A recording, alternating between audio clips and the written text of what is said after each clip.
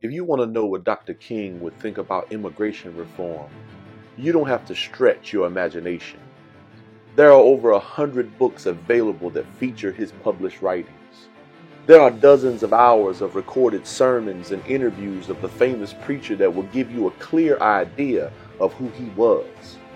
You don't have to guess about what Dr. King would do with most issues.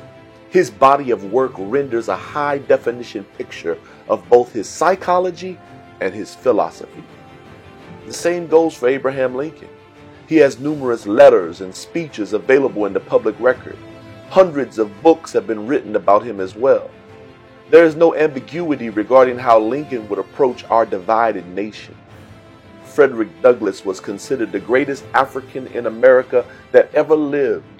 Frederick Douglass wrote several biographies and his exploits are well recorded. He was a paragon of consistency regarding the upliftment of his people.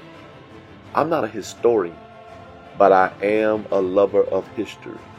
There is a difference. During 3 disparate periods of time, I became insatiable with my consumption of literature about these men.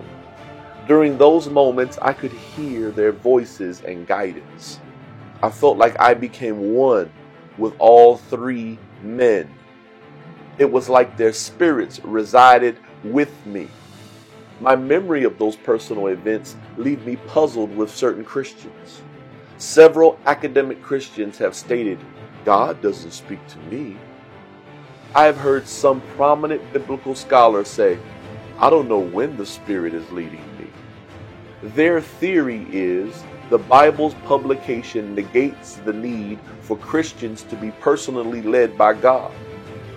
I believe that they are missing the forest for the trees. The Bible is a divine fiat. The Bible speaks more truth than Lincoln and liberates more souls than Douglass. If you read it for science, you might come away with a faulty hypothesis. If you read it for genealogies, you may be surprised by what falls out of the family tree. If you read it for military history, you might find yourself at war with your own ego. If you read the Bible to learn about Jesus, though, you will hear his voice. When you study any man close enough, his spirit will follow you. The distinction is that the Spirit of Christ is a person in and of himself. When you study King, you will hear the King.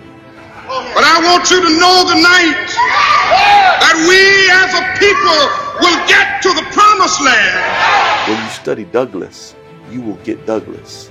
Likewise, when you study the Word, you will hear the whisper.